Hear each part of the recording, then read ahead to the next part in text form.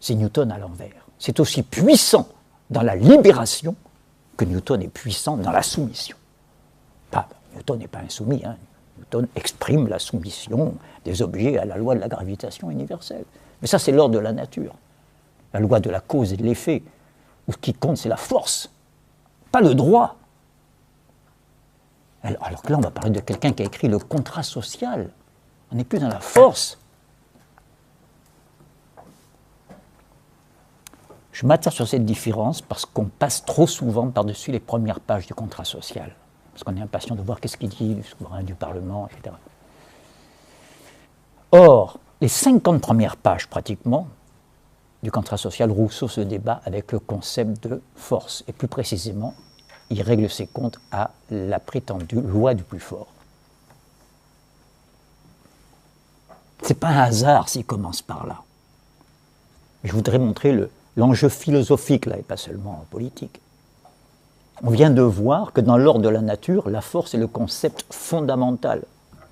C'est par le concept de force qu'on commence un cours de physique, un cours de débutant. On peut l'appeler forme d'énergie, comme vous voulez.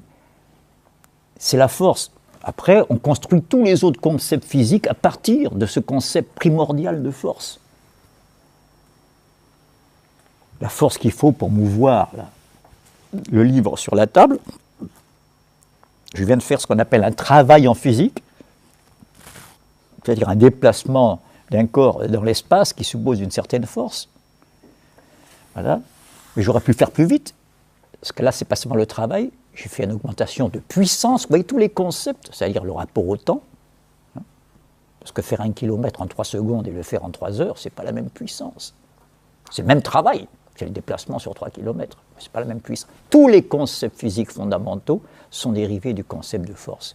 Au point, je l'ai souvent dit, en conversation avec Erwan, que je remercie d'ailleurs pour ses lumières, j'avais un collègue de physique, à l'époque où Erwan n'était pas né, un agrégé, qui me disait, donc le concept d'énergie, je t'en tire toute la physique.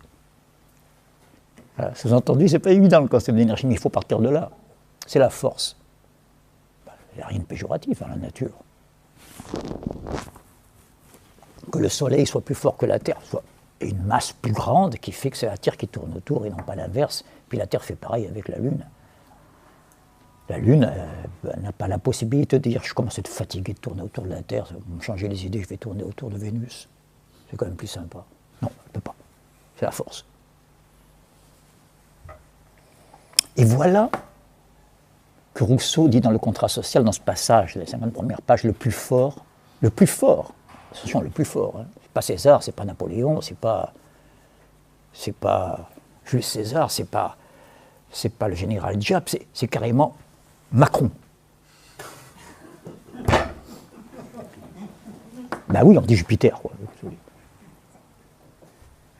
Pas moi qui exagère.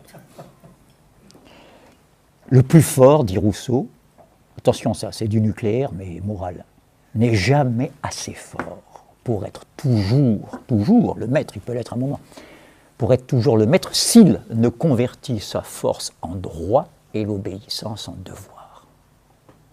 Jusque-là, je n'obéissais pas par devoir, j'obéissais parce que je n'avais pas le choix, parce que je n'ai pas envie de sentir le fouet.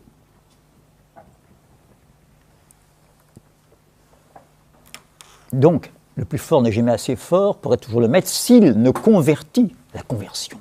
Quoi? La force en droit, dites donc, l'état de droit. C'est encore ce qui vous plaît. Il y a des vaches sur les plages chez nous, ben oui. On n'a pas le droit normalement de laisser divaguer les animaux dans les pays civilisés. Oh, je vais me faire encore engueuler par mes compatriotes. C'est filmé? Oui.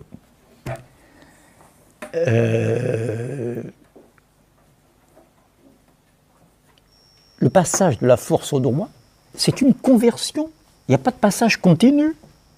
Ce n'est pas une force un peu moins. Non, le droit, ce n'est pas la force. La grande différence, c'est que c'est des rapports entre les choses, la force. C'est un rapport entre les paramètres matériels des êtres.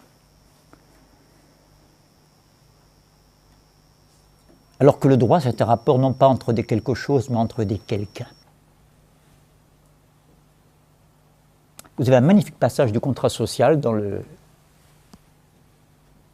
dans le livre 1, mais dans le chapitre 8, cette fois, donc bien au-delà du commencement, où Rousseau oppose, après avoir distingué l'état de nature et l'état civil, et je ne reviens pas, c'est un texte que je cite assez souvent, mais une conséquence où il oppose, il distingue, il oppose d'ailleurs, la possession et la propriété. Le contrat social est une œuvre d'une rigueur, ce n'est pas le Rousseau des rêveries ou de la Nouvelle Héloïse, ce n'est pas du romanesque. Là.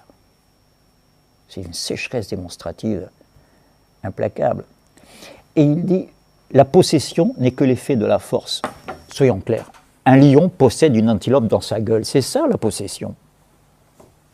Ou plutôt, je vais dire un guépard. Vous devinez pourquoi? Parce que le guépard, il ne va pas la garder longtemps.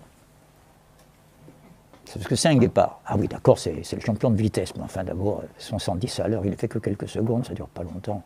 Il n'est pas très doué. Je dis ça parce qu'il est en voie de disparition, le guépard. Il fait qu'un petit par an, il n'a pas les griffes tractiles, c'est le seul félin qui ne les a pas, au point il y en a qui hésitent à le classer dans les félins. J'ai l'air de le plaindre, moi j'adore les guépards. Mais dans l'évolution, ce n'est pas le plus doué des félins, alors que la panthère, on la voit un peu partout, en forêt, dans le désert, etc. Parce que il s'adapte beaucoup mieux à son biotope, comme on dit.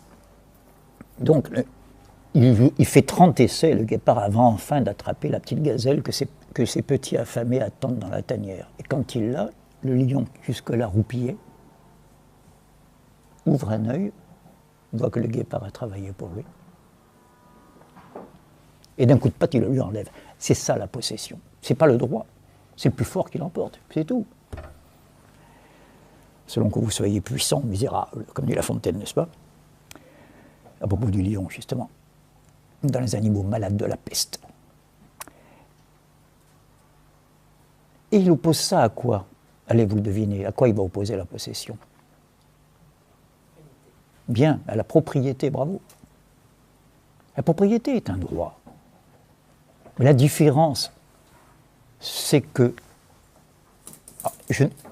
pour avoir le statut de propriétaire, il faut que vous me le reconnaissiez. Ça se passe entre quelqu'un, vous voyez ce que je voulais dire tout à l'heure. Qu'est-ce qui vous dit que ceci est à moi? Est-ce que c'est au microscope que ça va se voir? Est-ce que c'est en scrutant sa nature chimique, physique, que vous allez déduire c'est à toi? Non. Parce qu'il serait à Hugo, je veux dire, il ne changerait pas de composition chimique, le fascicule.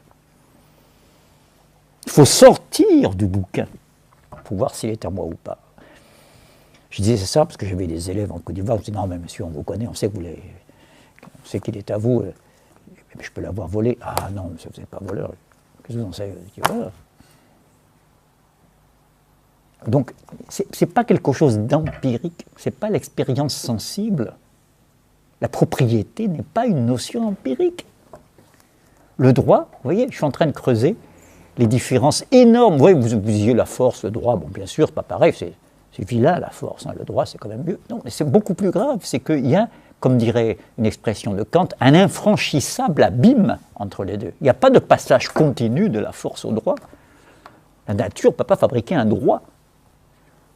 Et inversement, le droit a besoin de choses qui existent, c'est le cas de la nature, pour s'exercer, pour régner, n'est-ce pas? Vous voyez, on est dans les grandes problématiques politiques, là, qui commencent à se profiler. Donc, il faut sortir de la vision de la chose et voir accéder de 2 à 3. Allez, je parle un peu comme Pythagore, mais non, je n'ai pas la mystique des nombres, c'est très simple. Il faut sortir de moi 1, ça 2, sujet, objet, il faut qu'il y ait un deuxième sujet qui me reconnaisse comme propriétaire de ça. Et inversement, moi je le reconnais comme propriétaire de son t-shirt, de sa femme éventuellement.